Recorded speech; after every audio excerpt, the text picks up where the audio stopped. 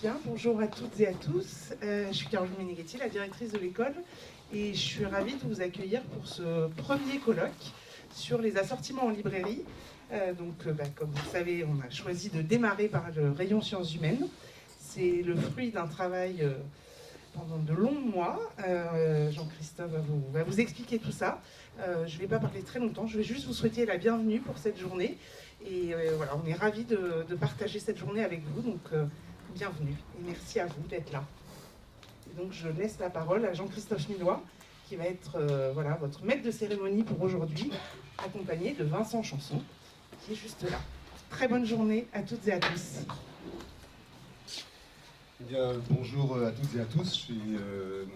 Je peux le dire de façon assez à l'aise. En fait, je suis assez impressionné. Je connais une grande partie du public ici, donc je peux le dire de façon naturelle. Je suis un peu ému parce que je trouve que c'est un moment important pour nous et vous êtes venus très nombreux dès ce matin et certains et certaines viennent de très loin. Donc, ont pris des trains très tôt. Je suis admiratif. Je vais présenter un petit peu le cadre en fait, de cette journée, vous dire un peu pourquoi on est là, tous ensemble réunis. En général, les libraires savent très bien que les prétextes sont bons pour déjeuner, voire dîner, en tout cas pour créer des moments conviviaux. Pour nous, il est vraiment important parce que cette idée à la fois de séminaire et puis de recueil est une idée conjointe en fait, qui remonte à pas mal de temps. On a cherché, on a tordu la question dans pas mal de sens en fait, depuis longtemps. Et au départ, certainement, c'était l'idée de créer un recueil. Je parle plus fort de... Voilà. C'est l'ajustement technique au début, ça va venir. De créer en fait une sorte d'anthologie d'entretien, quoi. De convoquer en fait la pensée, la réflexion des libraires dans le cadre d'un recueil, d'un entretien. Donc on était très ambitieux au départ, parce qu'on avait le projet de parler de... Je suis désolé, je vais faire de... Ouais. On avait le... Merci beaucoup, c'est très difficile.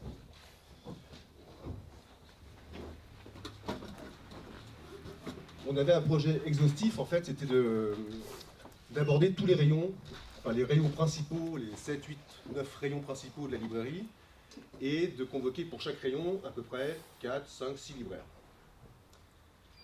Donc c'était bien quoi, comme idée. Puis à un moment, on a commencé à sortir notre tableau Excel. On s'est rendu compte que si on laissait un peu de place pour les entretiens, à raison de 4, 5, 6 feuillets par entretien, on arrivait à un volume de 200, 250 pages. Puis il y a une chose qu'on ignorait, parce que c'est pas du tout notre métier de faire des entretiens à l'oral. Je vais vous expliquer un peu comment on a conduit les choses, et surtout on peut de les mettre à l'écrit, pardon. Il y avait un problème de logistique aussi, de temps. Donc on est arrivé à quelque chose qui était absolument, strictement impossible à réaliser dans le temps qu'on voulait en fait. Après réflexion, en fait, on s'est rendu compte qu'on avait donc un grand rond, un tout petit carré, et qu'on essayait de faire rentrer ce rond dans un tout petit carré. Donc on est sorti de la géométrie et on est revenu à des choses plus raisonnables. En fait, on a regardé ce gâteau et on s'est dit, il faudra peut-être le couper en plus petites parts.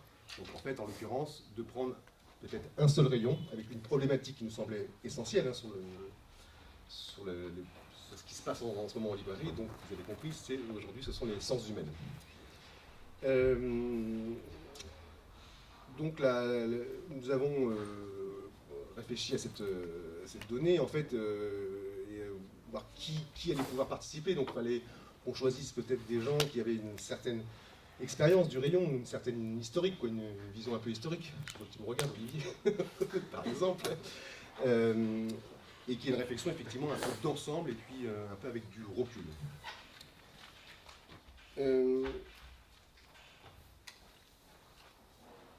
Fallait s'y prendre, mais comment en fait, hein. Donc on a fait ce petit tour de France comme ça, vous voyez, on a pris notre train. On est allé voir, je ne sais plus dans quel ordre, je crois qu'on a commencé par Pierre Coutel à Bordeaux, après Wilfred Séjot au Cyprès à Nevers, ensuite, je ne sais plus, Olivier est venu peut-être à Paris, en fait, toi t'es venu, on ne s'est pas déplacé. Thibaut était à Paris, Thibaut Williams était à Paris, Hélène Woodhouse à Lille en fait. Donc c'était aussi important cette répartition en fait géographique et puis typologie de librairie. C'était pour nous essentiel d'avoir ces expériences à la fois de paroles vives, hein, mais aussi d'expériences de points de vente très différents.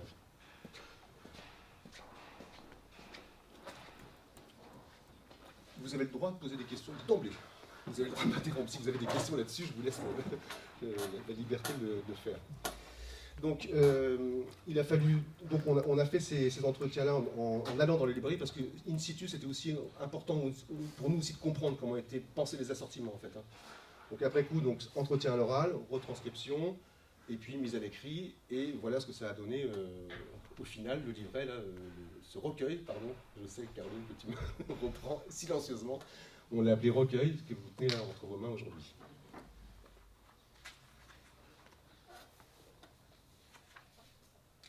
Il faut dire quand même que dans le tempo, ce recueil, on souhaitait le concevoir pour les RNL d'Angers en été 22, en juillet 22. C'était ça la temporalité. Ça s'est pas du tout fait comme ça, puisque ça a pris du temps. Et on s'est dit, alors à ce moment-là, si on ne fait pas pour les RNL, on va le faire pour le cinquantenaire de l'école, en octobre. Ça n'a pas marché non plus. On s'est dit alors en janvier. Et puis bon, en fait au printemps. Et l'idée du séminaire en fait est venue à ce moment-là, quand on a eu les paroles qui sont arrivées dans ces paroles vives, en fait, cette pensée, cette réflexion des libraires qui ont été invités à répondre à nos entretiens. On s'est dit c'est quand même là que ça se passe. Le séminaire il est peut-être là aussi, puisqu'il y a une réflexion très forte sur le métier. Pourquoi ne pas en profiter, hein, pour dire, de prendre appui sur cette trace écrite. Donc en fait, on a fait à l'envers, on a fixé la date du séminaire, et la parution a été conditionnée par ce 6 juillet là aujourd'hui, où on est réunis tous ensemble.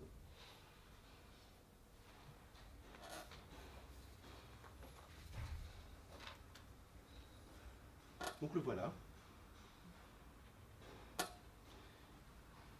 Et c'est pas, là aussi, on avait notre ambition a été dépassée par le volume aussi des entretiens, parce qu'on pensait faire une vingtaine, une trentaine de pages, quoi, une petite brochure facile à transporter. Et c'est devenu cet objet qui fait, je crois, une centaine de pages.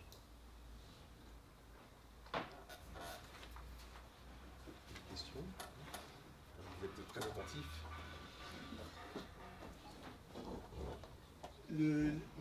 L'idée de notre séminaire, donc, bien sûr, c'est de rebondir sur une question qui est essentielle aujourd'hui. Là, vous voyez, les sciences humaines sont de retour.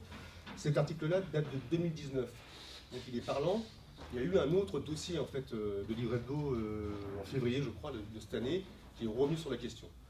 Donc, on est vraiment dans une réflexion en cours. Et tous ces enjeux-là nous intéressent, nous, en tant qu'école, bien sûr, puisqu'on est en contact avec des libraires, avec l'interprofession, avec des jeunes, des apprenants qui vont entrer dans le métier bientôt. Et dans ce cadre-là, en fait, on a pensé la journée donc, de réflexion donc, en fonction des mutations du rayon, mais aussi qu'est-ce qu'elle disait aussi comme mutation sur la société, sur ce qui se passe aujourd'hui. Donc voici dans les grandes lignes ce dont on va parler aujourd'hui. C'est le renouvellement des comportements d'achat dans les librairies, vaste sujet. Le rajeunissement de la clientèle, vaste sujet aussi. Le changement de la cartographie du secteur. En fait, les maisons d'édition à l'intérieur ont changé leur façon de penser l'édito, et puis aussi la mise en scène des livres, en fait, hein, le marketing, les maquettes. J'ai un exemple comme ça qui vient en tête, c'est la collection Que sais-je, qui était restée sur une couverture très très classique pendant très longtemps et qui d'un seul coup s'est colorée. C'était vraiment le signal pour nous que tiens, une collection très sérieuse, hein, encyclopédique, allait devenir une collection plus populaire en fait. Hein. L'évolution donc des pratiques éditoriales hein, derrière, hein, la cartographie, les pratiques éditoriales. Et puis pour les libraires, plus précisément, toute la politique d'assortiment à l'intérieur des lieux de vente, en fait, hein, c'est-à-dire les animations, les changements de mobilier, qui sont des questions essentielles, les changements de ventilation, les changements de rayonnage, toutes ces questions-là qui vont être au cœur, je pense, des tables rondes de cet après-midi. Et puis aussi une autre question, la question de la signalétique, comment on dit à notre public que les choses changent. Donc traitement de l'assortiment, de la politique d'assortiment, Et puis aussi une autre question, en fait, dont on a commencé à parler plus de façon informelle, en fait, le changement des responsabilités du rayon. Donc une féminisation, en fait, il faut le dire, un changement de responsabilité des rayons, qui a été quand même un rayon très, très masculin pendant longtemps, et aujourd'hui on voit que ça change. Donc ça, c'est pour nous un aspect assez essentiel aussi qu'on pourra évoquer tout à l'heure. L'école s'inscrit dans une réflexion du métier, une réflexion globale, c'est un peu son souhait, c'est son ambition. Et elle veut aussi s'appuyer sur tous les partages d'expériences en fait, qu'on a au cours de l'année, en fait, avec les apprenants, avec la chaîne de livres, comme je disais tout à l'heure, et puis bien sûr, tout ce qui se passera dans la journée, en fait. Et on souhaite aussi ménager un espace de réflexion, d'échange pour nous, l'interprofession, plus précisément libraire. Et je suis très très content qu'il y ait beaucoup d'éditeurs qui soient là, vraiment très, très content qu'ils se soient déplacés, parce qu'on a besoin de partager avec vous, et je pense que vous avez besoin de nos réflexions sur toutes ces notions d'assortiment. Puis moi je voudrais juste ajouter en fait que les libraires en fait ça va même plus loin que ça, il faut être un peu immodeste de temps en temps en fait. C'est qu'on modifie les modèles de classement au sein de nos rayons et au sein de nos magasins. On s'inscrit dans une réflexion générale sur la dénomination des rayonnages, des sous-rayons, en fait, des secteurs.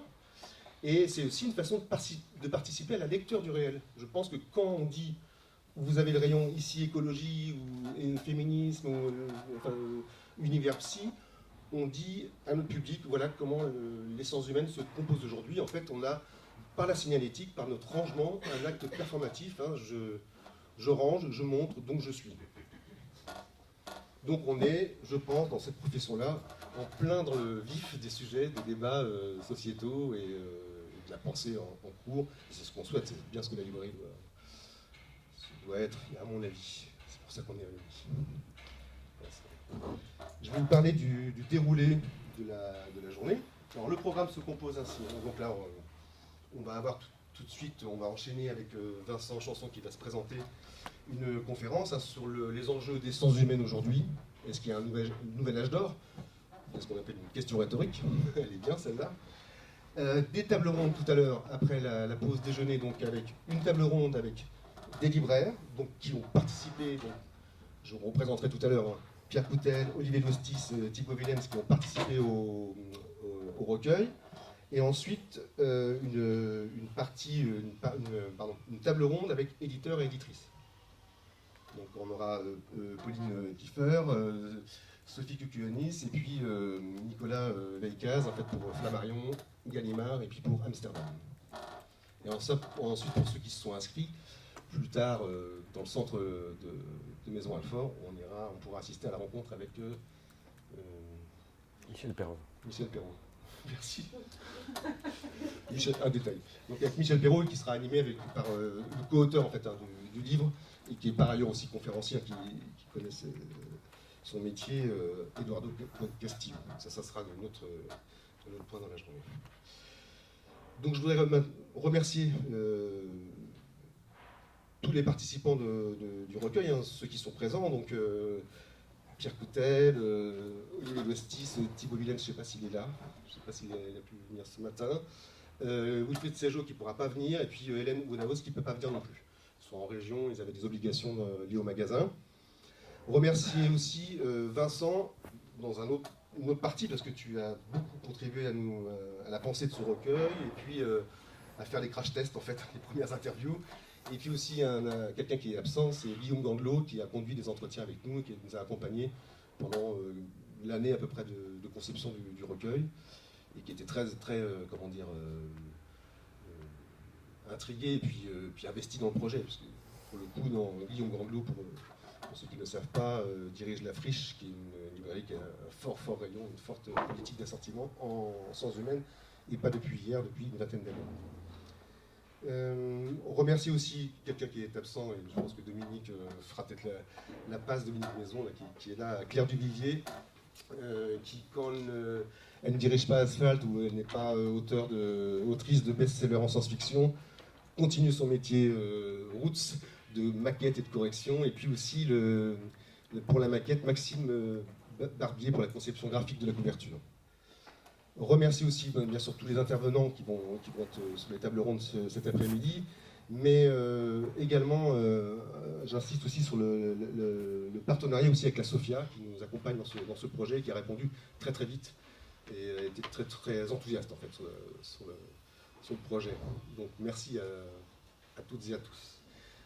Un dernier remerciement quand même à Jean-Marc Levent, qui n'est pas là non plus, qui est le directeur commercial de Grasset, qui nous a donné accès très rapidement, pas au téléphone direct en tout cas, à la réponse pour Michel Perrault, qui a dit oui, le projet peut être génial, si elle peut, elle sera là, et donc elle sera là ce soir. Et puis on aura l'occasion aussi de remercier Isabelle Gagnon de la Russe qui nous accueillera tout à l'heure, en fin de journée. Je vais donner la parole à Vincent, mais avant toute chose aussi vous dire que ce recueil nous a pris du temps, nous galvanise en fait, en tant que professionnel de la librairie, et que nous avons prévu de faire un prochain recueil, donc dans quelques mois, disons dans 2 ans, hein, sur les littératures traduites. Là on a aujourd'hui un gros sujet, hein. C'est l'Obs qui a fait un article, là, je crois, au printemps, sur la baisse tendancielle des littératures traduites en librairie. Quand la grande presse nationale commence à se rendre compte, c'est que ça fait très très longtemps déjà que c'est en cours. On sait très bien que c'est structurel aujourd'hui, et ça nous semble important de peut-être aller voir un petit peu ce qui se passe dans le moteur, dans cette réflexion-là sur la littérature traduite, les littératures traduites. Eh bien, bienvenue. Bon, bonjour à toutes et tous. Je te laisse te présenter. Ouais, c'est ça. Bon, c'est moins une conférence qu'un ping-pong. C'est un ping-pong, voilà. Oui, une conférence, ça nous semble. Oui, c'est un peu... Bref. Oui, je vais me présenter rapidement. Donc moi, je m'appelle Vincent Chanson. Je suis ancien libraire. J'étais formé ici, d'ailleurs, quand même. Il y a pas mal d'années maintenant. Je me suis longtemps occupé des sciences humaines à la Librairie de Paris. C'est comme ça qu'on s'est connus. C'est comme ça qu'on s'est connus. Oui. Et puis après, je passe un peu du côté obscur des sciences humaines, à la fois dans la recherche et dans l'édition, en fait, voilà. Et puis, quand même, en grande partie, je suis formateur aussi ici, en assortiment et en sciences humaines notamment. Enfin, oui, je fais l'essentiel des sciences humaines ici. Oui. Puis on a beaucoup de discussions effectivement sur la pédagogie, parce que c'est un peu lui où ça se passe, et comment enseigner les notions d'assortiment. On en parlait tout à l'heure au moment du café. Effectivement, la question de la pédagogie, de faire comprendre comment sont construits les catalogues, reste essentielle pour nous, et pas facile du tout en fait. On s'en aperçoit. Plus on travaille, plus on creuse, et plus on s'aperçoit que c'est vraiment une vraie question complexe, et puis c'est une partie du métier, dans le cœur du métier, quoi. Mais on va rentrer dans le vif du sujet tout de suite. Juste peut-être pour situer, je fais de la recherche en philo. Ah oui, pardon, Non, mais non, c'est juste pour quand même situer un peu l'univers conceptuel à l'intérieur des... Pour donner ta légitimité comme académique, voilà. Voilà. Donc ouais, histoire de la philosophie allemande, esthétique et théorie sociale, grosso modo, quoi. Voilà. Bah, t'as des domaines précis. Donc on est parti ça s'appelle conférence, effectivement, c'est plutôt une interview avec quelqu'un qui connaît bien la question, et moi je vais te poser des questions, Vincent, je vais voir avec toi comment tu envisages les choses. En fait, on a une question, là, je disais en préambule, une question rhétorique, en fait, une question de réflexion qui est pour nous la problématique. Hein. Est-ce qu'il y a aujourd'hui un nouvel âge d'or des sciences humaines? On peut dire presque maintenant oui. S'il y a un âge d'or des sciences humaines aujourd'hui, peut-être qu'il y en a eu un avant. Mais est-ce que c'est pas une construction? Est-ce que sur quoi on se base? Est-ce qu'on peut objectiver ces moments-là dans la vie de la librairie? Donc je vais commencer par une question très simple et très directe, Vincent, c'est est-ce qu'il y a déjà eu un âge d'or auparavant? Et si oui, peut-on le dater et donner les détails? Non. Oui, évidemment. Excuse-moi, c'est l'exercice, c'est artificiel. Bien sûr. Je te laisse. Oui, non. Bon, j'ai l'habitude quand je présente le rayon, je présente cette partie de la production éditoriale, hein, de la séquencer en trois grands moments, c'est-à-dire un âge d'or, ce qu'on va appeler alors une crise, ou en tout cas une restructuration, recomposition du rayon, et là depuis, je dirais, une petite dizaine d'années, on va le dire comme ça, ce qu'on peut appeler un renouveau du rayon, en tout cas d'une dynamique retrouvée d'un point de vue, d'un point de vue commercial. Donc, à ta question, est-ce qu'il y a eu un âge d'or des sciences humaines? Évidemment, la réponse est oui, qui correspond grosso modo à sa première grande séquence dans l'histoire de l'édition française, qui correspond grosso modo aux années 60-70. Alors tout ça n'est pas de l'ordre de la science exacte, donc c'est compliqué à dater précisément, mais on peut dire que les années 60-70, avec une queue de comète tout au long des années 80, ont correspondu à ce qu'on peut appeler, ou ce qu'on appelle toujours d'ailleurs l'âge d'or des sciences humaines. On sent bien qu'il y a une forme même de nostalgie dans le métier, mais pas que dans le métier, dans la recherche en philo par exemple, c'est pareil. La grande philosophie française des années 60-70, on s'en est jamais vraiment remis. Enfin voilà, il y a une espèce d'idéalisation quelque part. Oui, comme il y a eu certainement la figure du grand écrivain qui est resté très très longtemps dans les mémoires, il fallait absolument qu'en France on ait un grand écrivain ou une grande écrivaine, enfin incarné comme ça, qui couvre le champ intellectuel, le champ de réflexion. Ça c'est peut-être une construction. Peut-être que aussi les sciences humaines étaient dans cette construction-là. Là, on a mis 3 figures ici emblématiques, Gilles Deleuze, Michel Foucault et Julia Kristeva, qui ont été, dans les années 60, ont marqué profondément à la fois les sciences humaines en France et certainement dans le monde. Est-ce que tu... Oui, voilà. Donc oui, on a choisi d'illustrer cet âge d'or par 3 figures de ce qu'on appelle alors, la séquence structuraliste et post-structuraliste, parce que si on veut être un peu strict, Deleuze appartient plutôt à la séquence post, mais bon, vous voyez un peu l'idée. Alors, comment on peut définir cet âge d'or? Je dirais qu'il y a c'est un double phénomène en fait. Je dirais un premier phénomène qui serait d'ordre simplement démographique et sociologique en fait, et qui correspond à mon avis au premier grand moment dans l'histoire de l'édition française, de l'édition de sciences humaines. C'est-à-dire ce phénomène démographique et sociologique, c'est assez simple assez simple à comprendre. Le baby-boom, les 30 glorieuses, et c'est la première fois que dans les sociétés occidentales, et donc en France en l'occurrence, on assiste à l'accession à une échelle de masse aux études supérieures en fait. Donc tout simplement, ça crée, je dirais mécaniquement, un lectorat pour les sciences humaines. Avant cette séquence-là, il y avait évidemment une production éditoriale en sciences humaines, mais qui est en fait une production de niche, on pourrait même dire, en tout cas qui n'avait absolument pas la même ampleur. Bon, donc déjà ça c'est la première chose. Et ça, cette démocratisation de l'université, tu la vois dans lesquelles... Ouais, c'est pas vraiment années 60, c'est un peu après. Oui, c'est ça, c'est la génération du baby boom, donc c'est fin 60, début 70, quoi. En tout cas c'est un premier grand moment. Avec mai 68, je dirais aussi, dont on va parler, parce qu'il y a une histoire idéologique de tout ça, qui est un événement qui incarne ça, mais qui incarne aussi une espèce de, comment dire, d'accession, la parole publique est prise par les étudiants, enfin l'étudiant devient une figure sociale, si vous voulez, ce qui était quelque chose d'assez, qui n'avait pas existé en fait avant, tout simplement. Il y a eu l'adolescence et après la construction sociale de l'étudiant. C'était dans l'ordre. Quand on fait l'histoire de la philo, il suffit de voir qui faisait des études de philo au début du XXe siècle, au XIXe, c'était une fraction extrêmement réduite de la population. Donc tout ça, ça bascule en fait à ce moment-là. Donc forcément, ça crée une espèce je dirais de lectorat tout simplement, qui structurellement, sociologiquement existe et est disponible pour les sciences humaines. Donc ça, c'est la première modalité de cet âge d'or, mais qui n'aurait pas pu exister sans ça. Bon, et puis la deuxième qui lui est liée, qui est un peu plus large que ça, qui ne concerne pas uniquement l'édition et la librairie, mais que c'est aussi un âge d'or dans la vie intellectuelle, je dirais culturelle, littéraire, artistique française. Ce que j'ai nommé là il y a quelques instants, l'époque structuraliste et post-structuraliste, on peut la nommer comme ça. Ça a été un moment aussi extrêmement important, ce que les Américains appellent la théorie française, la French Theory. Tout ça crée en fait un cercle vertueux, si vous voulez, à la fois dans l'édition et en librairie, avec un public disponible pour un certain type de production éditoriale, et aussi une vie intellectuelle, mais aussi un débat public marqué par ces figures qui étaient en capacité en fait d'intervenir, oui, à une échelle de masse dans le débat public. Et ça, on en parlera tout à l'heure, s'il y a eu des mutations. Ça s'est cité aussi. Oui, c'est le média, c'est l'intervention de l'intellectuel dans la il suffit d'ouvrir l'Anti-Oedipe de Deleuze pour se rendre compte que c'est un livre d'une assez haute technicité conceptuelle. qui aujourd'hui, je pense, serait vendu dans une presse. Voilà, en tout cas, a été quasi un best-seller à l'époque, Oui. en tout cas polarisait le débat public, hein, voilà.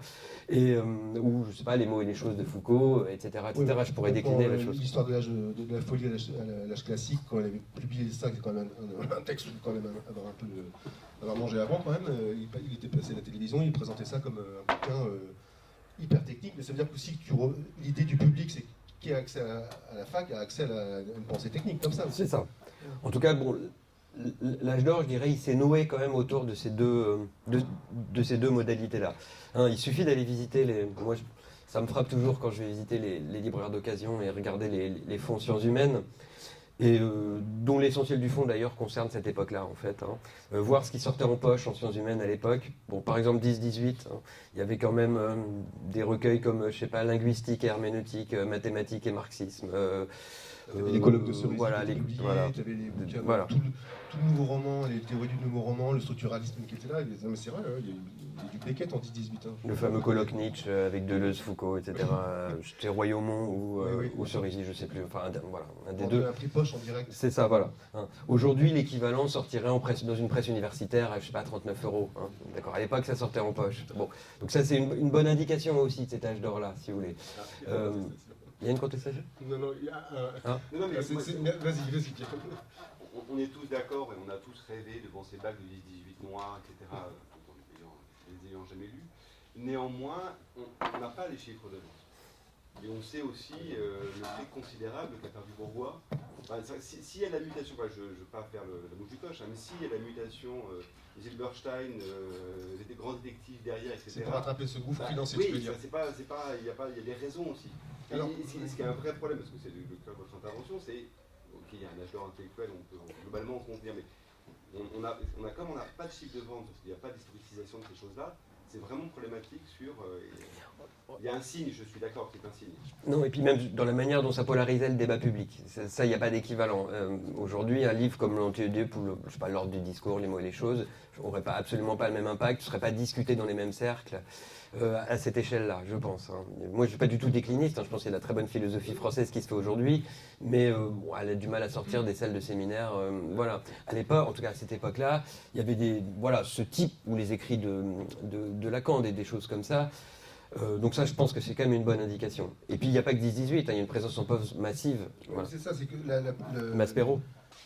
Mais en tout cas, dans l'édition de poche, pour le coup, qui était un grand marqueur aussi pour le panier moyen en fait, hein, de l'époque, puisque c'était les étudiants qui étaient censés acheter ces bouquins-là. Au même moment, petite histoire, c'est quand même 10-18, GF, Point Seuil avec la collection SM, mais ça avant Folio, hein, on est vraiment dans les années 60 en fait. Hein. Donc il y avait quand même cette volonté de faire rentrer les bouquins très difficiles dans les foyers quand même. Après, peut-être les chiffres de vente sont... Non, mais on va lui demander les comptes. Je sais pas. 10-18 a appartenu à Bourgois. Quand tu dis ça, c'est très émouvant. Non, puis on sent qu'il y a une cassure, parce que même si on regarde tel, par exemple, dans la reprise en semi-poche de grands titres de sciences humaines, bon, à partir des années 80, j'en vois pas beaucoup. Enfin, voilà, alors qu'il y a tout Foucault, enfin voilà. Donc quand même si en effet, je les ai cherchés d'ailleurs pour cette intervention, les chiffres de vente, et je les ai pas trouvés. Non, mais J'aimerais bien les trouver. oui, non, mais Bien sûr. Ça, vous savez, on va lui demander. Mais je pense quand même, sans dire trop de bêtises, que voilà, il y avait un cercle vertueux qui s'était créé. Quoi. Pour tirer le fil de ça, c'est qu'il y a aussi, donc, certainement aujourd'hui, hein, aussi un nombre de collections de maisons d'édition qui se créent à ce moment-là. Là, on a parlé des poches, mais il y a peut-être dans les maisons d'édition... Oui, bien sûr. Donc c'est par exemple en 66, Bibliothèque des sciences humaines, hein, que Nora crée, qui est la collection qui, à l'origine, justement, entendait accompagner le structuralisme. En tout cas, avec pour cette... Je me permets juste, oui. Tu as dit Nora, est-ce que tu peux... Oui, Pierre Nora, très grand éditeur des sciences humaines chez Gallimard, historien, fondateur de pas mal de collections importantes chez Gallimard, dont Bibliothèque des sciences humaines, Bibliothèque des histoires aussi, qui accompagnait au même moment d'ailleurs ce qu'on a appelé la nouvelle histoire. Voilà. Le débat, je ne sais pas quelle autre collection. Parce que c'est un peu un invisible pour le grand public, mais il a contribué à une façon de structurer les sciences humaines de façon très importante en fait. Bon, autre indication, Minuit, qui avait énormément de collections de sciences humaines à cette époque-là. Voilà, Argument, le sens commun par exemple, qui ont quasiment disparu. Voilà. Maspero aussi, hein, qui change de nom au début des années 80 et qui réoriente, alors même si évidemment il y a une certaine continuité qui a été assumée par la découverte. Il y a aussi une certaine réorientation. Hein. Voilà, j'en avais discuté. Eux, par exemple, m'avaient dit que voilà, Althusser, c'était pour eux un best-seller à l'époque. Bon, pour Marx et Lire le Capital, et que précisément, bon, à partir de 82-83, les ventes s'effondrent. Je sais pas, il y a oui, énormément d'éditeurs, Payot aussi. Bien sûr, Seuil. Hein, oui. Oui. On va se faire attraper par la patrouille. Là. Non, évidemment. Donc voilà ce qu'on pourrait nommer l'âge d'or. Voilà. Et donc dans des grandes figures, aussi, donc on a un petit peu évoqué, quelles sont ces grandes figures qui ont un rayonnement, un écho mondial? Au sein des sciences humaines, elles sont nombreuses. Là, il y en a. Alors on les range tous. Hein, moi, je le fais par commodité, même si évidemment c'est bien plus compliqué que ça. Ce que je vais appeler structuralisme là aujourd'hui et post-structuralisme, ça nomme plutôt une séquence culturelle. Hein, c'est pas un paradigme théorique parce que on va pas rentrer là-dedans.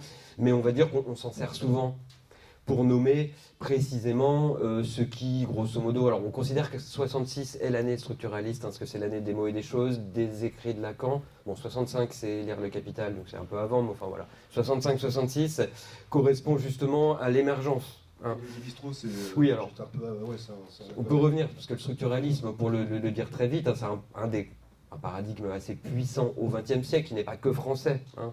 Il naît d'ailleurs plutôt du côté de la linguistique, du côté plutôt de ce qu'on appelle les formalistes. De Christella, notamment, qui représente la deuxième, troisième génération. Ouais. On va dire Jacobson étant sûrement la figure la plus connue. Et en gros, d'une synthèse entre les travaux en linguistique des formalistes, donc les Jacobson-Saussure, et des travaux précisément de Lévi-Strauss en anthropologie. Bon, tout ça crée une révolution intellectuelle, on va le dire comme ça, à partir du milieu des années 60, dans lequel vont s'engouffrer en fait énormément d'auteurs ou d'autrices.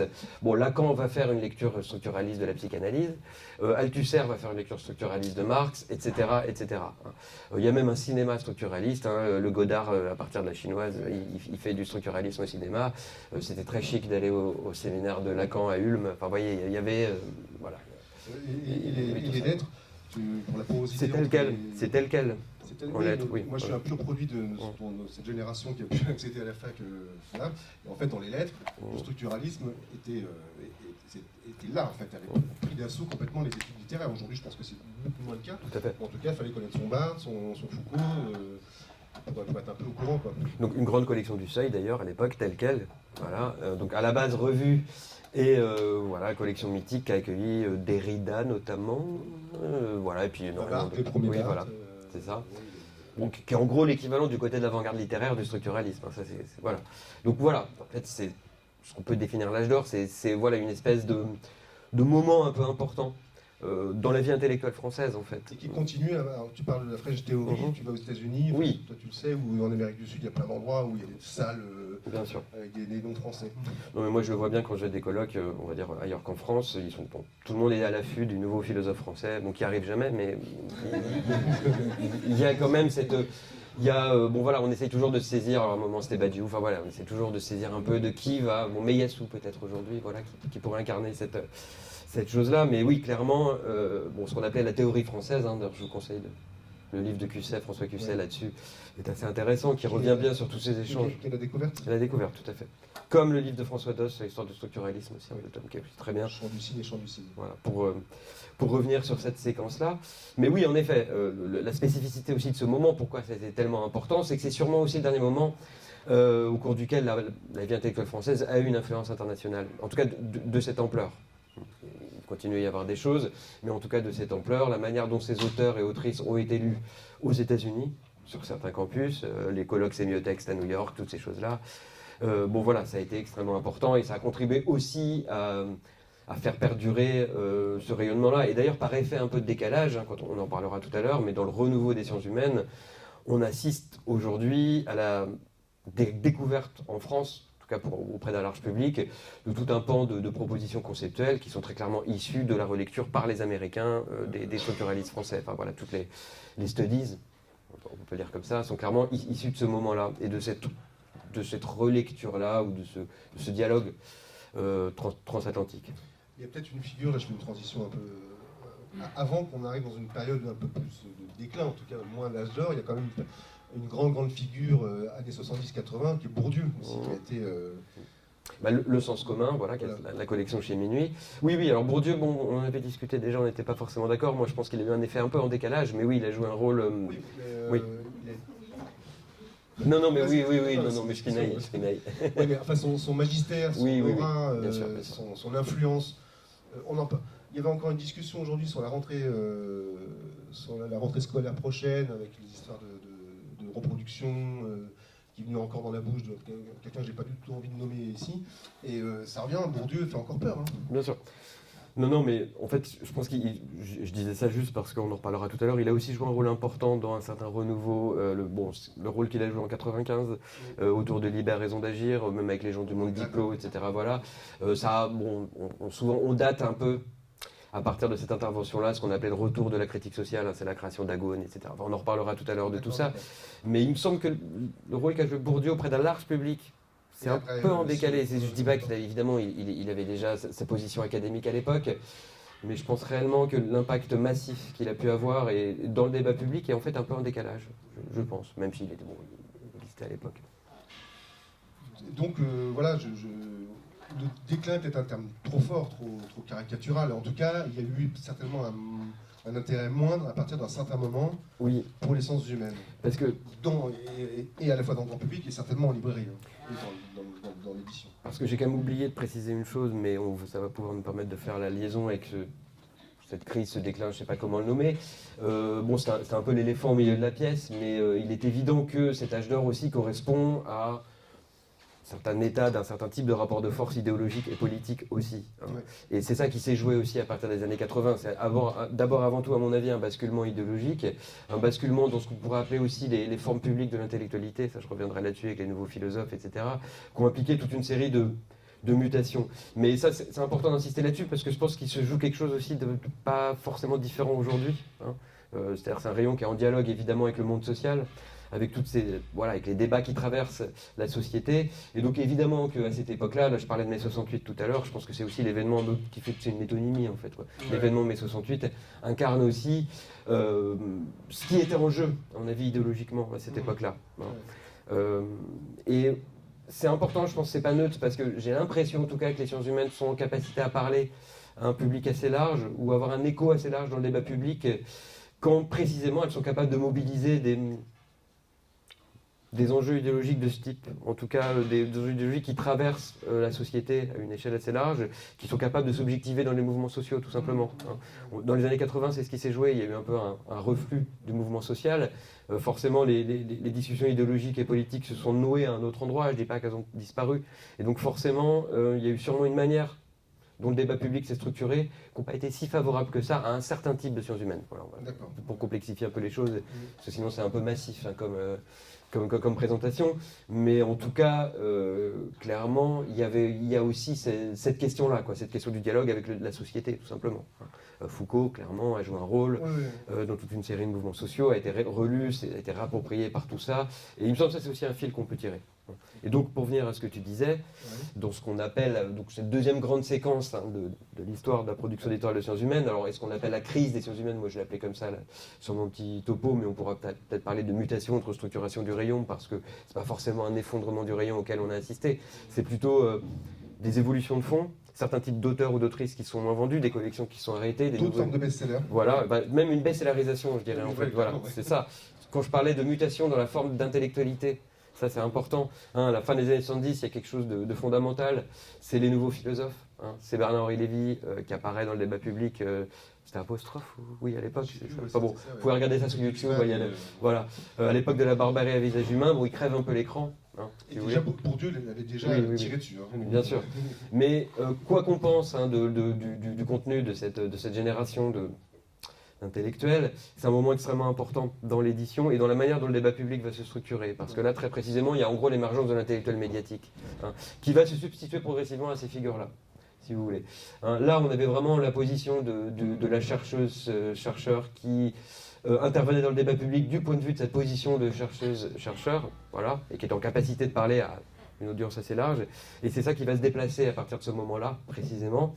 Notamment justement les nouveaux philosophes, avec l'apparition de l'intellectuel médiatique, c'est-à-dire qu'il y a une forme de best-sellerisation de l'édition de sciences humaines qui va se développer, une forme d'essayisme aussi qui va monter en puissance. Hein.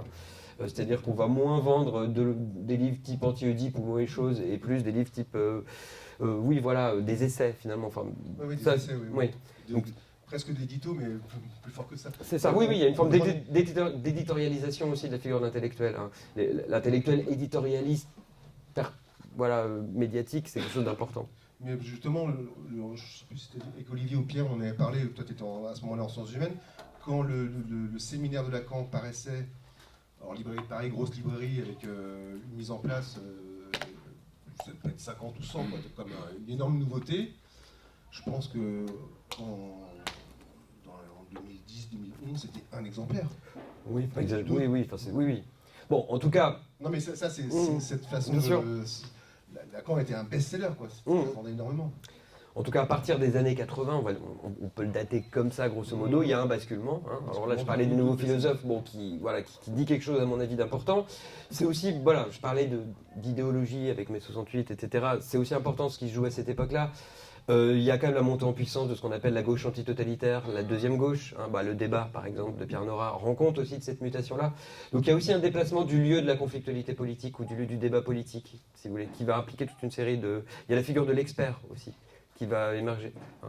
Le point de vue de l'expertise, Jacques Attali, par exemple. Ouais. Et des figures comme ça qui n'existaient pas réellement avant, et qui vont vraiment apparaître à ce moment-là. Et donc, quand je disais qu'il y avait quelque chose, il y avait quand même une articulation dialectique entre... un certain type de rapport de force idéologique et des sciences humaines en librairie, je pense à ça aussi. Hein. C'est-à-dire que... et puis, pour symboliser quelque part ce moment de mutation du rayon, il y a le livre de Fukuyama, vous savez, ce politiste, historien politiste américain, qui a pour titre La fin de l'histoire, voilà, qui dit bien aussi ce qu'était cette ère du temps idéologique, cette idée que finalement, ou le postmoderne de Lyotard. Bon, mais en fait, il y a un livre bien plus compliqué que ça, le postmoderne de Lyotard, quand on le lit. Mais le mot postmoderne a été un peu utilisé comme slogan pour nommer justement ce moment où les grands récits politiques, les grands conflits idéologiques perdaient de leur effectivité au profit, voilà, d'un certain type de consensus politique ou idéologique, on peut le dire comme ça. Hein. La gauche antitotalitaire a pu représenter ça. Et donc ça a eu un impact. Le bouquin de Lyotard, peut-être pour éclairer, c'est que le postmodernisme. Bon, en fait, c'est la fin des récits totalisants au sens global, qui peuvent expliquer le monde, en fait. Et dans un second, on était dans un effondrement de l'explication du monde. C'est un livre qu'il écrit au fin des années 70, début des années 80, c'est un rapport qu'il écrit pour le Canada, et il montre on rentre dans une époque historique au sein de laquelle les grands récits structurants, alors celui de la religion, mais aussi celui du socialisme ou de la politique avec un grand P, tout simplement, n'ont plus le même caractère opérant ou la même effectivité dans le corps social, et vont se substituer progressivement à ces grands récits une série de micro-récits. En fait, voilà, c'est comme ça que Lyotard définit le postmoderne. Et c'est vrai que tout ça crée quand même une ambiance idéologique, ou une séquence idéologique qui a eu un impact très fort en fait, sur l'édition de sciences humaines, sur la manière dont le débat public va se structurer. Tout ça parallèlement à ce que j'ai expliqué à l'instant, c'est-à-dire une mutation dans des formes d'intellectualité, des formes d'intervention intellectuelle dans le débat public. Et donc tout ça implique une série de modifications de rupture. Hein. Maspero se rebaptise La Découverte en 83 par exemple. Qu'est-ce que je pourrais prendre comme autre exemple ? La collection Figures chez Grasset, par exemple, monte vraiment en puissance, voilà, etc. Hein. Donc pour ça, je ne sais pas si on peut parler de crise en fait, mais par contre, ce qu'on dit, le monde de Sophie, les best-sellers. Sont des best-sellers. Voilà. Le monde de Sophie était plutôt en littérature, mais voilà. Sponville a été un succès qui l'a permis de sortir de l'enseignement, il le dit lui-même. Hein. Il a arrêté de corriger des copies. Je pense que c'est une belle vocation, mais bon, ça appartient. Est-ce qu'on passe à l'âge d'or ? Voilà. Bon, en tout cas, voilà, il y a eu ce moment, on va dire, de bascule, de restructuration du rayon, mais qui a impliqué quand même un certain type de production qui s'est un peu grippé. Et on observe avec bonheur, je pense, avec plutôt enthousiasme même, que depuis, je sais pas, alors c'est compliqué à dater précisément, mais j'ai une petite dizaine d'années, enfin même. Alors, je parlais de 95. On a déjà vu les choses, monter en fait assez progressivement. Oui. Hier, on avait eu, à l'école, on avait une réflexion sur l'écologie, en fait, qui s'inscrit complètement dans notre réflexion. Et en fait, je regardais, pour nourrir une réflexion, le catalogue de Wild Project. Dans la présentation, le Wild Project naît en 2009. Et ils arrivent avec des textes plutôt anglo-saxons en disant que l'écologie n'existait pas du tout en France et qui était considérée comme un domaine étudié uniquement par les anglo-saxons. il arrive en 2009. Et 2009 aussi, c'est quand même après 2008. Et 2008, c'est la crise. Ça, je voulais en parler, oui. Bon, bah, écoute, voilà. Non, mais je pense qu'il y a deux séquences. Il y en a une première, 95, je pense qu'elle est importante, parce qu'il y a une première vague de maisons d'édition dans le sillage de 95. C'est Agone et la Fabrique, en gros. Bien sûr. C'est 96 et 98, si je m'abuse, qui naissent à ce moment-là et qui très clairement s'inscrivent, en tout cas, c'est ce qu'elles disent souvent dans le récit qu'elles dressent de leur propre histoire, dans ce qu'on appelle le retour de la critique sociale, hein, donc que Bourdieu a incarné justement. Donc ça c'est une première séquence. Mais en effet 2008 me semblait aussi une séquence importante, au sens où la crise financière, moi il me semble qu'il n'y aurait pas eu Piketty par exemple, on a un très bon exemple hein, de succès de l'édition qui très clairement exprime un certain intérêt, un certain retour dans le débat public pour les questions d'économie politique, qui pour le coup c'était... Trapu, en plus. Oui.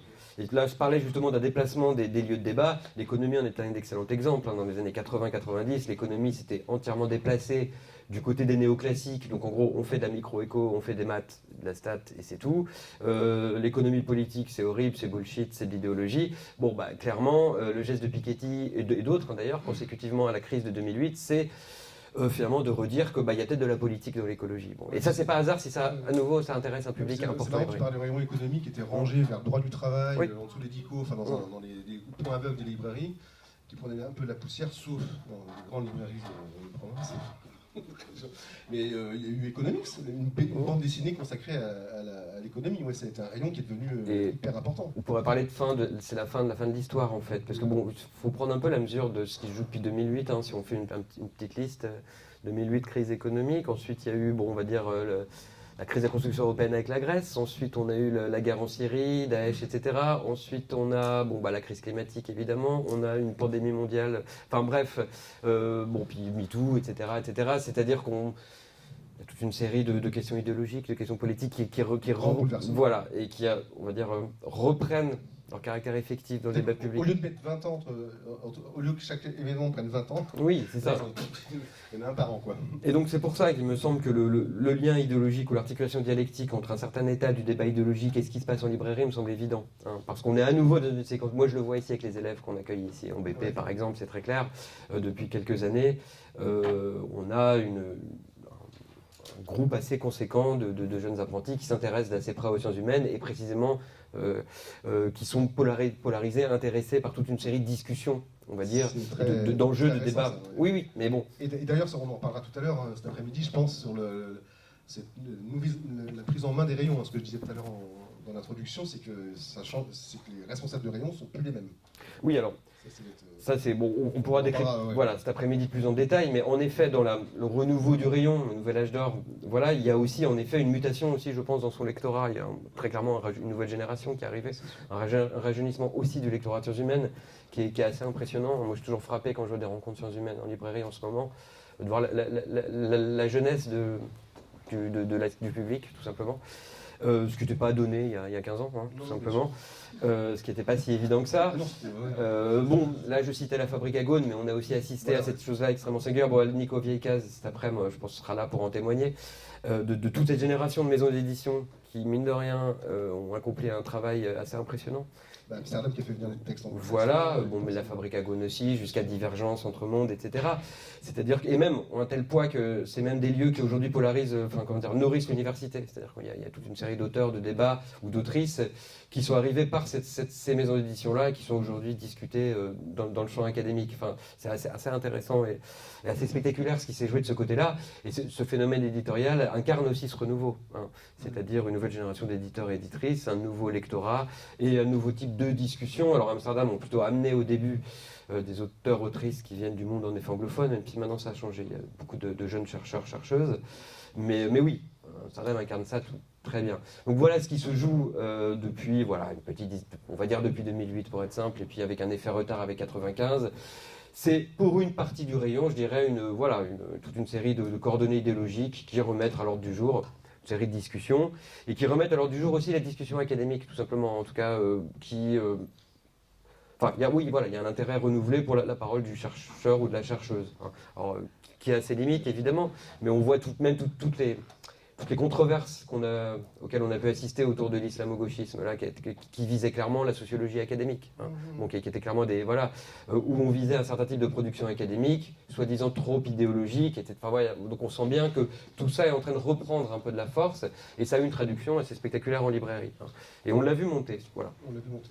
On aura tout le temps dans le cours de la journée de parler des maisons d'édition, Oui. de nos figures, on ne va pas forcément faire le détail, mais parce que là tu parles quand même d'une vision politique ancrée à gauche, puis il y en a une autre qui existe. Bien sûr. Dans les matchs, on est pas tout seul. Ouais. Alors évidemment, hein, parallèlement à ça, il y a aussi un renouveau de la pensée conservatrice qu'il faut évidemment pas négliger, hein. Bon, voilà, hein, j'ai noté Eugénie Bastier et Elisabeth Lévy sur mon truc pour citer deux. Oui, mais tu vois, moi je me rappelle, on en a parlé l'autre jour, il y avait une rencontre à la librairie de Paris qu'on avait organisée entre Badiou et Gauchet. Oui. Et c'était vraiment Marseille-PSG, mais ça s'est très très bien passé. Il y avait un respect des. Non, mais on s'est dit, oh là là, on va fermer la clé, on va sortir de la librairie, ils vont se tuer. Et en fait, non, il y a eu un respect pour les pensées techniques et structurées, quoi. Une pensée conservatrice a le droit d'exister. Non, bien sûr, bien sûr. J'ai noté ça ce matin quand je remettais mes notes. Non, mais bien sûr, mais c'est aussi un phénomène parallèle qu'il ne faut pas négliger. Mais moi, je rêverais d'avoir une étude qui n'existe pas, c'est-à-dire de pratiques d'achat en librairie en fonction des positions idéologiques des gens. J'ai ma petite idée, mais j'ai pas de... Je sais qui pourra nous répondre ça. Mais ça serait quand même assez intéressant de voir où se vendent réellement et majoritairement un certain type de livres. En tout cas, voilà. Bon. Mais ça, je ne peux pas vraiment en parler parce que ça ne serait pas scientifique. Mais en tout cas, je n'ai pas de poids. Mais en tout cas, oui. On a des stats dans les logiciels de gestion, on peut les voir, les meilleures ventes et puis ce qui se passe. En tout cas, je ne l'ai pas étudié précisément, donc je ne pourrais pas. Oui. Je vais éviter de. Là, pour en parler, certainement. Je pense qu'on aura des... Non, mais évidemment, il y a ce. Bon, et puis même, je pense, on parle de ces figures-là du moment structuraliste. Alors, tu peux avancer, tu peux passer. Ah oui, pardon. Rester bloqué. Et bon, là, en fait, on est sur le même. Toujours 66, tu peux avancer encore. Oui, voilà. Donc, Jameson, c'est un bon exemple. Donc, philosophe critique littéraire, théoricien de la littérature américain que Amsterdam a introduit en France. Aussi simplement que ça. Nicolas, cet après-midi, est son traducteur en plus, donc il pourra en parler précisément.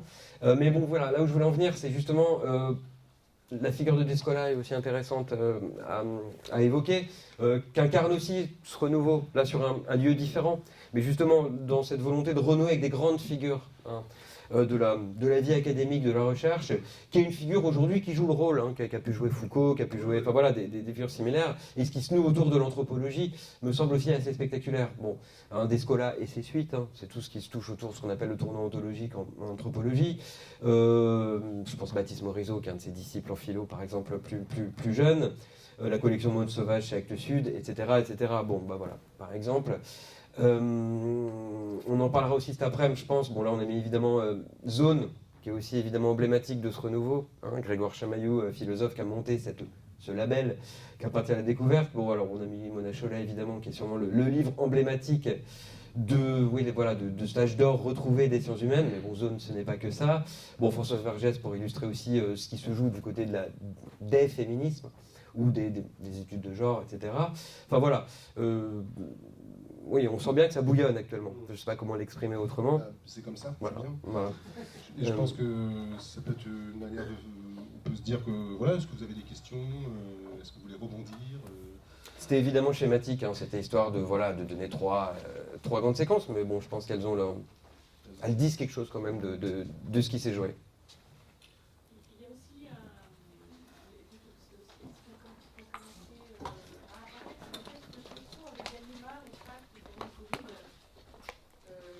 Gallimard a lancé Tract pendant le Covid. Et ils ont été suivis par Le Seuil qui a fait aussi une petite collection de...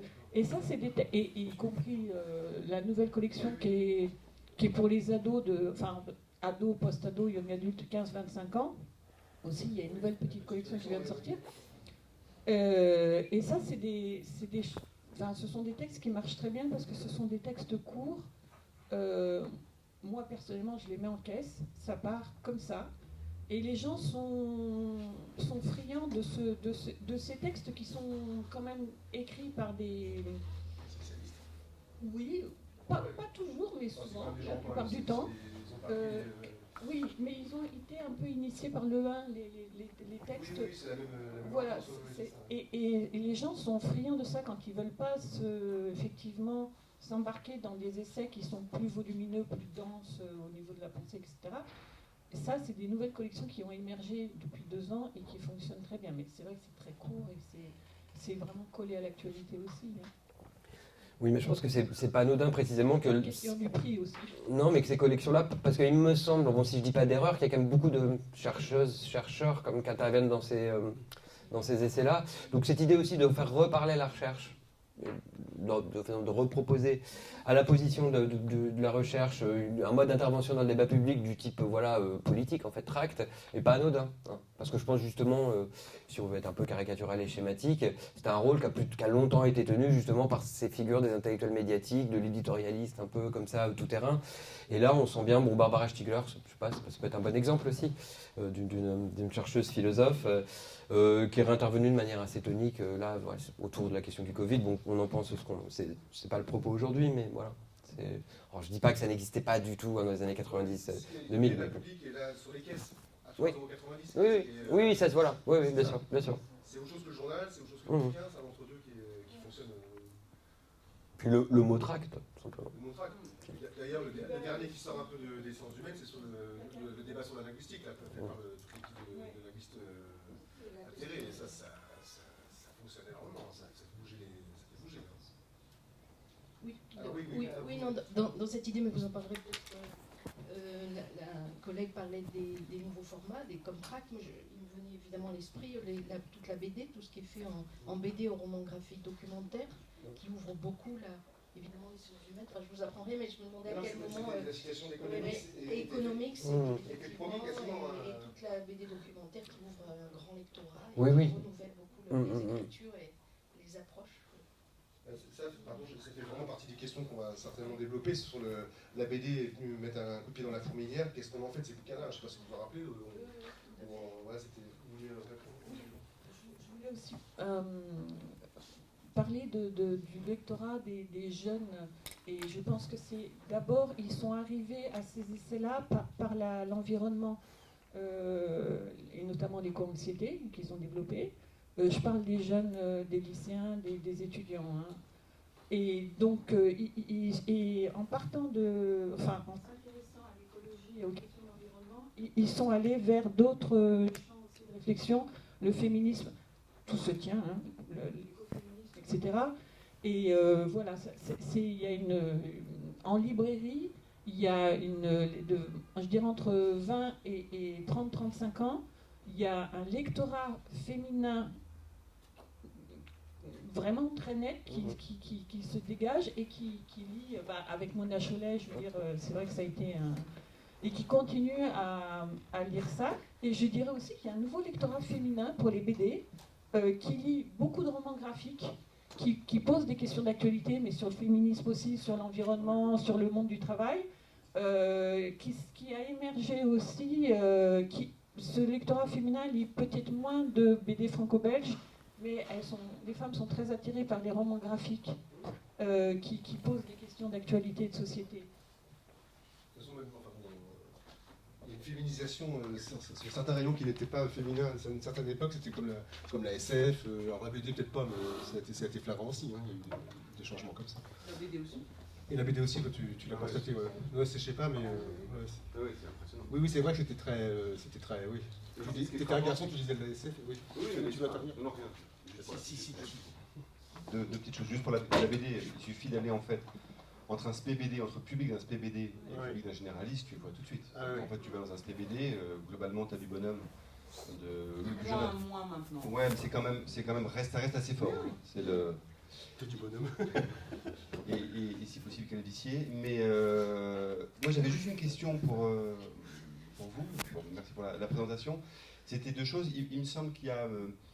Une chose que vous n'avez pas évoquée, mais je pense que c'est normal parce que c'est aussi une vraie question sur la question des sciences humaines, qui est le point de l'histoire, qui est un bloc, qui est un bloc entier, mais qui rejoint tout à fait le traitement souvent que les libraires en ont, au sens où le rayon histoire est toujours un rayon à part au sein des rayons sciences humaines, de librairie. Où les pavés politiques sont... Alors, j'ai pas évoqué l'histoire précisément parce que je pense que c'est alors en effet, pourtant c'est un rayon extrêmement important, mais il rentre précisément moins à mon avis voilà. que d'autres dans ce récit. En fait, voilà, c'est. Alors oui et non, Enfin, parce qu'il y a un point d'articulation que vous avez évoqué Fukuyama, c'est le bicentenaire. Oui, oui. Parce que Oui. pour le coup, s'il y a un moment Avec Furet et tout ça, éditorial, oui. extrêmement fort, c'est le bicentenaire. Même ça va même geler quasiment la recherche en histoire sur la Révolution en Ah France bah oui, pendant oui. 20 ans. Oui, oui. Qu'on a retrouvé d'une autre façon en 14 avec le centenaire.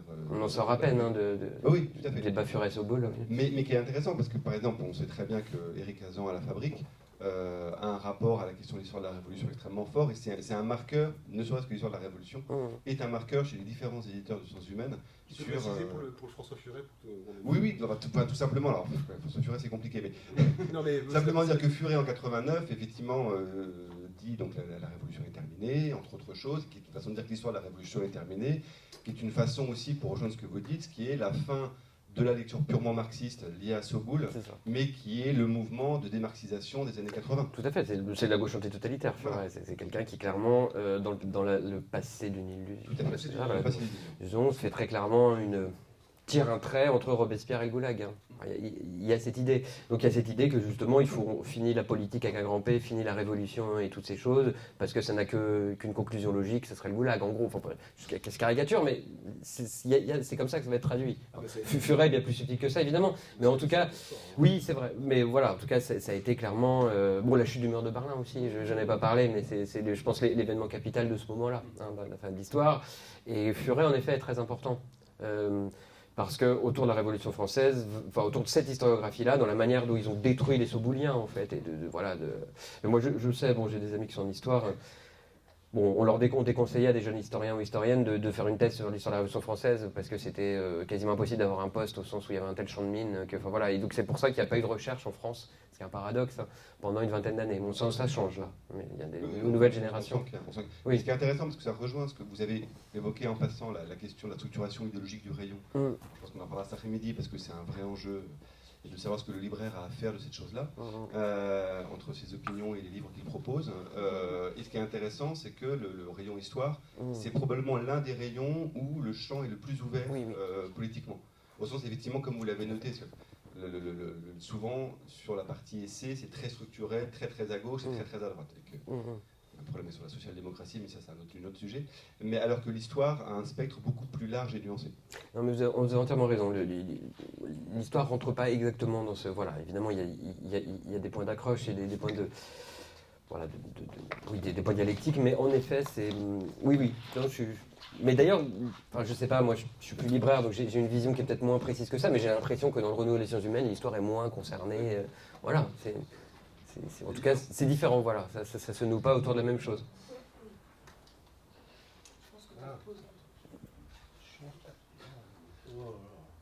C'est bon.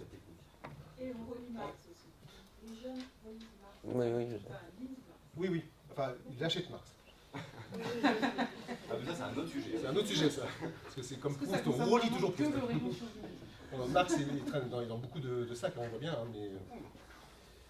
Non, moi je vois au niveau des thèses de philo, il n'y a pas eu de thèse sur Marx pendant 20 ans, 30 ans, qui correspond à l'époque, et ça y est, là c'est énormément de thèses sur Marx ou le marxisme en ce moment. Donc c'est un autre indicateur. Voilà. Et il y a même des postes là-dessus, des gens qui sont recrutés à la Sorbonne en tant que marxistes. Voilà. Donc, ce qui est quand même aussi quelque chose qui dit, qui n'aurait jamais eu lieu ces 30 dernières années. Hein. Là, ils ont recruté l'an dernier Frédéric Montferrand, pour ne pas le citer, hein, qui est un marxiste. Voilà. Donc, à Paris, hein, quand même. Ah oui, c'est le renard dans le pays. C'est pas rien, c'est plus compliqué que ça. Mais... Oui, c'est ça, voilà. C'est pas Paris 4. Mais bon, quand même, quoi. Voilà, ça dit quelque chose, hein, qu'ils aient recruté quelqu'un comme ça. À côté de ça, il y a Zemmour aussi. Bah, c'est ce que je disais dans le renouveau conservateur parallèle, il ne faut pas le négliger. Hein. Même Colosimo au Cerf, par exemple, qui a totalement dépoussiéré, entre guillemets, la production éditoriale du Cerf. Non, mais qui est une production de théologie, en gros, quoi, voilà. Pour amener des essais politiques, etc. Et qui, lui, clairement, entend occuper cet autre bord du phénomène idéologique, qui est aussi, et évidemment, à ne pas négliger. Hein, évidemment. À ne pas négliger, mais quand on l'a pas en librairie, on se fait insulter et on nous traite de censeurs. Alors, il faudra expliquer à ces clients-là qu'on ne voit jamais parce que ce n'est pas des gens qui lisent, que la librairie indépendante, elle choisit et fait une sélection. Il n'y a pas de censure quand pas, c'est. Voilà. Je fais quand même insulter. C'est pas grave, hein. C'est un ami de libraire. Et vous, vous êtes libraire. Mais dans les Vosges à Épinal, ligne de droite et cateau. Mais j'ai un rayon de sciences humaines qui tourne un petit peu, mais bon, c'est pour ça que je reviens ici, parce que ça m'intéresse. Mais non, mais quand je dis que les jeunes lisent Marx, s'intéressent au marxisme, s'intéressent, je veux dire, il y a des phénomènes actuellement de mouvements, de contestation qui sont très forts au niveau de la jeunesse, extinction de l'Union, etc., comme citer tout cela. C'est des gens qui sont aussi alimentés par des écrits. Je veux dire, leur pensée, elle est alimentée par des écrits. Les jeunes, ils ont besoin, enfin, ils se tournent à nouveau vers les livres et vers les, voilà, vers des penseurs, mais des choses aussi assez pratiques. Hein. Comment faire le pipeline. De toute façon, là, si on veut tirer la couverture à l'école, c'est que nous, on essaye, enfin, Vincent pourra aussi en parler, mais aussi dans les réflexions qu'on a, c'est d'apporter de la précision aussi. Parce qu'il y a beaucoup d'émotions dans ce que vous dites, beaucoup de romantisme aussi. Hein. Je dis rien contre la révolte, tout ça, elle est très importante. Mais souvent, là, c'est très bien qu'il y ait du texte aussi, à l'appui. Notamment sur le féminisme, souvent, c'est très important, mais on oublie qu'il y a une histoire de féminisme, souvent. Donc c'est ça aussi qu'on nous, on veut essayer d'apporter dans notre réflexion, dire attention, c'est très bien, mais allez voir ce qui s'est passé avant, allez préciser. Il y a une histoire de tout, en fait. Mais c'est très bien, mais oui, donc c'est pour ça que je pense que l'intérêt des... Le fond joue son rôle, exactement. De Gaulle, elle est aussi dans le fond. Françoise de Gaulle, elle fait partie aussi du fond. Elle est lue par des gens qui sont en 20-30 ans.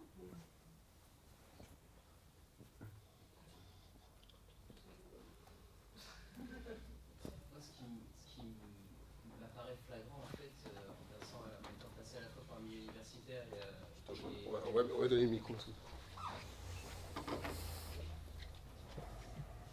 Ce qui m'apparaît flagrant aujourd'hui, c'est que quand on voit des textes, effectivement, comme ceux que vous avez cités des années 60, on a des textes qui étaient extrêmement techniques, qui étaient des best-sellers, et qui font, je pense, rêver aujourd'hui beaucoup de chercheurs, parce qu'en fait, il y a eu un bouillonnement assez intense, mais au niveau des revues universitaires, et qui, de manière évidente, en fait, s'adresse pas à un grand public. Et il y a, je pense, un passage... paradoxalement, un passage assez difficile qui se fait entre la revue universitaire et la publication, où il y a parfois beaucoup de blocages justement à cause de cet aspect technique, alors qu'on a une représentation de plus en plus importante des sciences humaines en livre. J'ai l'impression qu'il y a quand même deux mondes en fait qui se font là et qui ont du mal parfois à communiquer. Je ne sais pas si c'est lié à cette question d'idéologisation, de simplification ou de vulgarisation en fait, des livres ou par rapport aux revues. Je ne sais pas trop encore mettre le doigt dessus, mais il y a, je trouve, deux mondes qui ont du mal encore à se connecter et qui vient peut-être davantage avec ces collections dont on a parlé de tracts et autres, et qui font peut-être un passage entre deux intéressant. Alors, pardon. Alors oui, bon, déjà première chose sur, oui, quand vous disiez qu'il y a ces livres de technicité qu'il faut rêver, etc. Mon propos, il est surtout pas de dire que ça n'existe plus. Hein. Je pense que non, mais c'est pas un propos décliniste du tout. Simplement, c'est la capacité il y a encore de la très grande philosophie qui se fait et des philosophes d'un très bon niveau. Hein. Simplement, ils ont en tout cas pas la même capacité, en tout cas aujourd'hui encore. Voilà, ils n'ont pas l'impact que Foucault a pu avoir avec un titre emblématique ou que l'Oedipe a pu avoir, ça c'est évident. Même si je pense que ça bouge un peu, hein. Alors peut-être pas en philo, ok, mais en sociologie, en sciences sociales, je pense. Bon, Descola, pour citer, ils vont quand même. Descola, c'est complexe. Hein. C'est pas par de la nature et culture, c'est pas un livre aisé. Les formes des visibles, c'est pas non plus un livre facile. Bon, c'est des livres qui existent. Bon, pour la revue, je sais pas trop, parce que le but de la revue, c'est par définition, c'est la recherche en train de se faire. Bon, les revues ont absolument pas pour vocation de s'adresser au grand public. Bon, puis aujourd'hui, les revues, là, pour le coup, s'il y a un secteur qui a été totalement aspiré par le numérique, c'est la revue, parce que c'est Kern, maintenant, en gros, quoi. Il y a, voilà, les revues papier survivent parce qu'il y a du financement public, en gros, et que c'est lié à des labos, mais bon, aujourd'hui, tous les chercheurs et les chercheuses consultent Kern. Mais je pense que la revue, bon, ça c'est logique, qu'une revue, ce soit le lieu pour la recherche en train de se faire et que ce soit les chercheurs-chercheuses qui s'adressent aux autres chercheurs-chercheuses, ça me semble pas... Non, par contre, un autre problème, c'est la manière dont la recherche se structure. C'est-à-dire qu'aujourd'hui, écrire un livre, quand vous êtes chercheur ou chercheuse, c'est plus du tout rentable pour votre carrière. Il Il faut mieux écrire des articles dans des revues classées A. Hein, les revues sont classées, vous savez. Et ça, c'est pas du tout favorable à nos libraires. Parce que aujourd'hui, vous ferez une plus grande carrière académique avec quelques articles bien placés dans des revues académiques qu'en ayant écrit votre Oedipe, par exemple. Donc ça nous est pas favorable. Parce que aujourd'hui, écrire un gros livre, c'est plutôt une perte de temps, entre guillemets, quoi, dans une carrière. Je caricature, mais on n'est pas loin de ça. Et donc ça peut aussi expliquer cette petite rupture-là. À l'époque de l'âge d'or, votre carrière, vous la faisiez parce que vous avez écrit les mots et les choses dans votre Oedipe. Aujourd'hui, c'est moins évident. Il faut mieux faire des compiles d'articles, c'est bien plus efficace. Donc ça c'est quelque chose qui ne nous est pas exactement favorable. La manière dont la recherche en sciences humaines, elle s'est collée un peu... Enfin, elle essaye de courir après les normes de la recherche en sciences expérimentales, en gros. Quoi. Elle essaye de copier ça. Ça ne lui convient pas, à mon avis, totalement. Et donc forcément, aujourd'hui, l'article domine dans un CV de chercheur ou de chercheuse. Voilà. Donc ça peut être aussi une autre explication. Hein. Faire de la vulgarisation, écrire un livre, vous n'aurez pas un poste de professeur avec ça. Quoi. Voilà. Ce qui produit un effet de bord commercial, qui est que l'enseignant ne prescrit plus son livre, parce qu'il n'en a plus. Tout à fait. Ce qui participe à la disparition du commerce universitaire des sciences humaines. Bien sûr, bien sûr. Oui. Ça c'est sûr que oui, aujourd'hui c'est vraiment l'article. Bon plan en plus, ouais. Ce qui est très bien, oui. Oui, bien sûr. Donc ça c'est un autre phénomène, hein. Voilà, pour dire que dans le renouveau des sciences humaines, tout n'est pas forcément rose, hein, qu'il y a voilà, on renoue pas forcément exactement avec le rayon tel qu'il était à l'époque des années 60-70, hein, évidemment, il ne s'agit pas de dire ça. Et donc ça, je pense que c'en est en effet un bon exemple. Encore une question? Sur le rayon universitaire, je m'adresse à Pierre.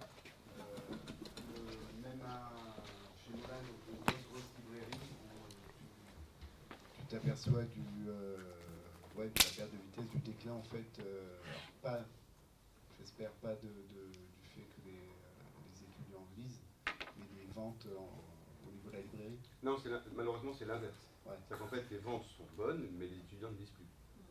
Bon, ça c'est pas le problème des libraires après. Si, parce qu'en fait, si tu veux, dans l'économie, ce que dit Vincent sur peut-être le nouvel âge d'or qu'on vit permet de maintenir des rayons très qualitatifs, c'est qu'il a fallu traverser les années, on va dire, fin 90-2000, dans lequel effectivement on a vu assez rapidement une attrition très très forte de la prescription universitaire.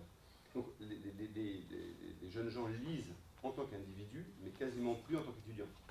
C'est-à-dire qu'en fait, il y a une désarticulation entre ce qu'ils sont en tant que personnes voulant avoir de la connaissance et du savoir, et ce qu'ils sont en tant qu'étudiants.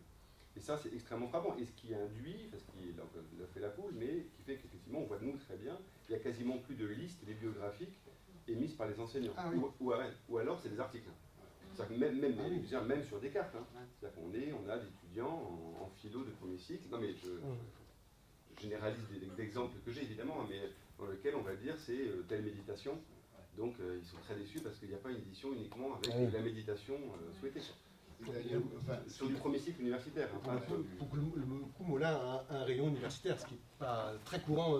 Oui, ce qu'on appelle maintenant l'universitaire, c'est droit, éco, médecine, qui sont les seuls secteurs dans lesquels il y a encore une prescription parce qu'il y a des livres très singuliers qui existent. Je pense qu'il ne faut pas aussi négliger un autre aspect, c'est qu'il y a aussi une crise des études de sciences humaines. Oui. Là c'est autre chose, mais c'est-à-dire que voilà, il n'y a pas non plus, il n'y a plus les mêmes contingents étudiants, étudiantes qu'on a eu dans les années 60, 70, etc. Donc ça forcément, voilà. Il y a peut-être aussi un problème économique parce que le profil de l'étudiant aussi, en 40 ans, a énormément évolué. Enfin, vous savez tous que les étudiants maintenant, ils crèvent de faim, ils sont au boulot plus que dans les facs, et que le livre coûte cher. Enfin, vous avez toujours les poches, mais quand on a 25 € pour bouffer par semaine, ça devient compliqué de s'acheter des livres. Alors, il y a les bibliothèques universitaires, mais c'est vrai qu'il y a peut-être ce problème-là aussi au sein de la catégorie des étudiants. Peut-être qu'il y a aussi cette dimension économique plus marquée aujourd'hui qu'il y a 10 ou 20 ans.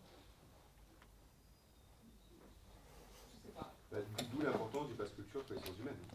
D'où le fait que le pass culture soit...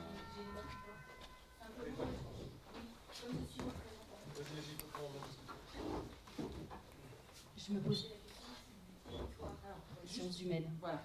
Parce parce que je suis représentante, donc je couvre 8 départements dans le sud-ouest, dont la librairie Mola. Je travaille pour les éditions du Seuil, je représente les éditions du Seuil, donc Média Diffusion, et je me rends compte que finalement, les sciences humaines se vendent dans les librairies où il existe des universités. Donc les fonds dans ces villes-là sont extrêmement dynamiques, et je suis parfois heurtée, non pas dans mes convictions personnelles, mais dans des villes un peu plus modestes, on va dire, où il n'y a pas d'université, par exemple, où des rayons féminisme n'intéressent pas forcément les fonds de rayons ou des libraires, pour des questions qui sont d'ordre de demande. Les réponses que j'ai, souvent, quand je présente Point Féministe, c'est « Ah, mais ça, on n'en demande pas ». Voilà, donc je voudrais vous écouter là-dessus et savoir, si vous, dans vos librairies, qui n'êtes pas forcément dans des grandes villes, comment vous arrivez à rendre dynamique ces rayons.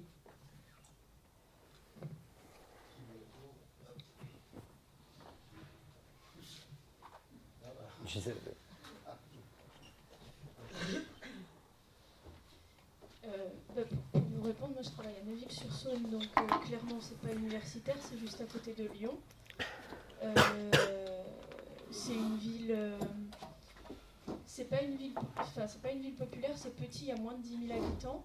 Je m'occupe du rayon sciences humaines. Quand je suis arrivée, en effet, il n'y avait pas de demande en féminisme, en sociologie, en histoire un petit peu, mais c'était un peu compliqué. Le fait est que quand j'ai refait les fonds, il y a eu de l'achat, les fonds tournent.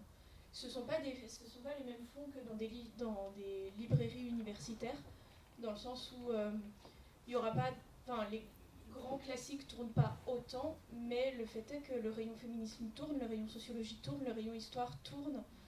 Et en fait, je pense qu'il y a un espèce de cercle vicieux qui est que s'il n'y a pas de fonds, les clients ne vont pas le chercher. Et une fois qu'ils ont commencé à acquérir le fait qu'il y a une présentation, alors soit de nouveautés, soit de fond, une fois qu'il est là, ils prennent l'habitude de venir voir et de venir chercher. Et en fait, c'est l'impression que j'ai, le rayon sciences humaines tourne quand il y a du fond et quand il y a quelqu'un qui s'en occupe. C'était pas le cas avant que j'arrive à la librairie où je suis depuis 1 an.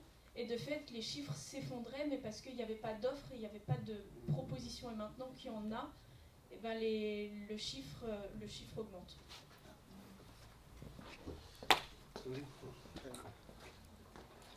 Moi, je suis tout à fait d'accord avec la collègue. Quand il n'y a pas d'offre, il n'y a pas de demande. Il faut avoir un rayon, il faut le créer, et puis l'enrichir.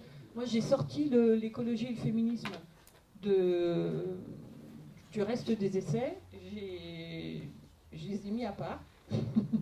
et puis j'ai bien vu qu'il y avait de l'intérêt et que les femmes, maintenant, elles se dirigent directement sur ce rayon-là parce qu'elles le connaissent, elles savent où il est. Et c'est un public très féminin qui s'intéresse à ces questions-là, aujourd'hui. C'est exactement le sens du complètement d'accord avec ça. Hein, là, moi, je parlais tout à l'heure de la fonction performative de la signalétique. Je pense que si on montre, en fait, je te dis ça, bon, après c'est la question de l'assortiment, on pourra peut-être en parler tout à l'heure avec les libraires. Et je vous propose, s'il n'y a pas d'autres questions, qu'on puisse passer un moment convivial autour de ce qu'on appelle à manger. Parce que je pense que là, on est bien là. Merci Vincent.